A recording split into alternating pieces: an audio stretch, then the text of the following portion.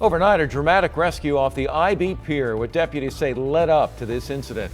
Major milestone for the vaccine rollout here in San Diego and across California. Everyone 16 and up now eligible to get vaccinated. A look at how things are going today and how to make an appointment. And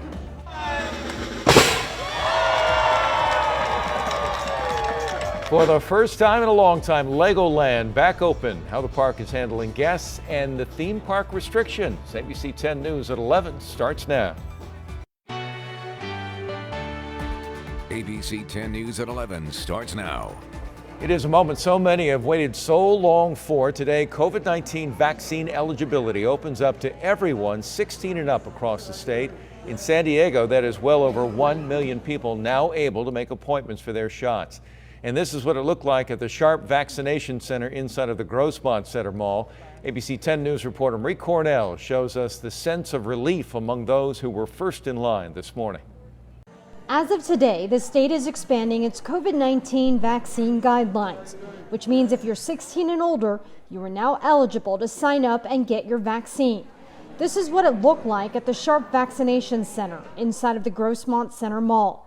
Jared Fehrenbach says he's been waiting for his turn to get the vaccine. A lot of my family and friends have been able to get it already, so I was ready. I was anxious to get it. So it's been really hard, seeing my friends, get the shots. Oh man, I really want it. So, it's kind of like Christmas for me right now. But the expanded guidelines are also raising some concerns about vaccine supply, as the use of the Johnson & Johnson vaccine has been paused due to further review of the rare blood clotting side effects that have been found in 6 women who got the vaccine.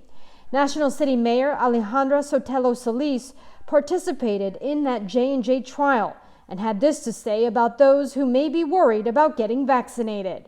I am okay, and I believe in the science and the safety. A pause is a good thing. A pause means that the FDA and the CDC are doing a thorough investigation. This allows us to then push the Pfizer and Moderna vaccine. And once the Johnson & Johnson is unpaused or we learn next steps, we cross that bridge. It's about making sure that we have enough vaccines in arms to reach herd immunity. Marie Cornell, ABC 10 News. And this morning, with the eligibility opening up, some local officials getting their vaccinations. Mayor Todd Gloria and County Board of Supervisors Chair Nathan Fletcher sitting down and rolling up their sleeves to get their shots this morning. Gloria getting his vaccine at the City of San Diego's first vaccination site in Balboa Park. Fletcher got his at the VA site.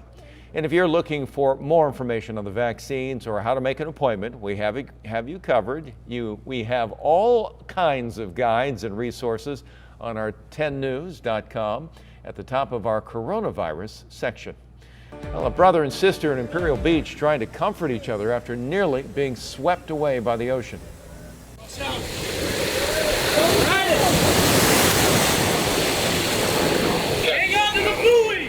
Boy, what they were dealing with, you can see how choppy that surf was just after midnight. At one point, the woman was clinging to one of the pier's pillars. Sheriff Sergeant says the siblings jumped into the water to try to save their friend who went in first. That man was unconscious when deputies used a lasso to hoist him up. Firefighters gave him CPR as lifeguards helped the others to shore. EMTs rushing their friend to the hospital, but we learned he did not survive. Medics treated the brother and sister at the beach. The sergeant says alcohol was a factor. This morning, former police officer Kim Potter appearing in court over the death of Dante Wright. Potter charged with manslaughter for firing a fatal shot after she says she mistakenly grabbed her gun instead of her taser. That hearing coming as Derek Chauvin's trial just miles away nears an end. Today, the defense wrapping up. ABC's Rena Roy has the latest on the trial.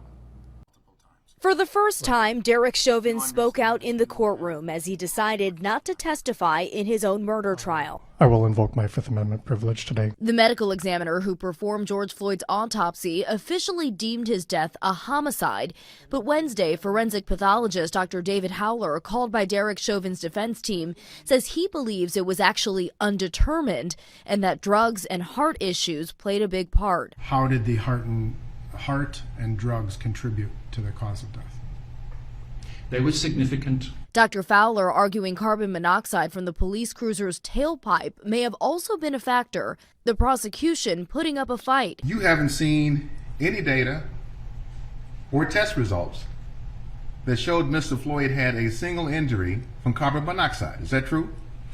That is correct, because it was never sent to I the just simply laboratory asked for you that whether test. I asked you whether it was true, sir. Yes or no? It is true. Today, the prosecution calling a rebuttal witness after the defense rested its case. As to the statement that his carboxyhemoglobin could have increased by 10 to 18%, in your view, that's not possible. It's simply wrong. And it was at most 2%. At most 2%. Normal. Which is normal. Defense Attorney Nelson did a good job on direct, creating enough to work with, essentially making lemonade out of the lemons that he's been dealt. But with the skill of the cross-examination, it just became apparent that it was just grasping at straws. Closing arguments are set for Monday, then the jury will be sequestered and deliberations will begin. Rena Roy, ABC News, New York. A new video this morning showing you the now decommissioned USS Bonhomme Richard leaving town for the last time. Sky 10 overhead in just the last hour, giving you a look at the damage as the vessel was towed through Coronado. The Navy decommissioned the ship yesterday, just 22 years into its 40-year expected service life after a fire last year destroyed the flight deck beyond affordable repair. It's now headed to Galveston, Texas to be dismantled. After more than a year, LEGOLAND, California, reopening the amusement park to the public. Guests started making their way in just about an hour ago. ABC 10 News reporter Nate Holmes joins us, tells us what visitors can expect as they make their way in. It's been a long 13 months and employees are just as excited as guests to be back at the park, and they are doing all they can to give them a fun experience while also keeping them safe. 3, 2, 1.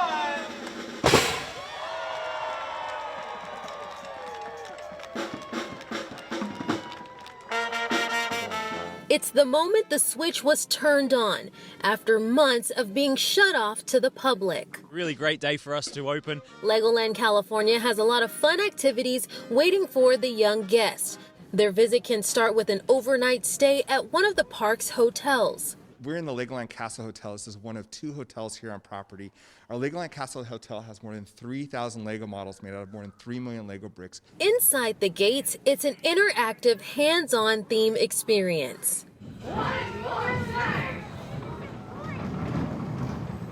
All rides are open at the park, and you may notice that no one may be sitting in front of you. That's just one of the things that the park is doing to keep folks safe.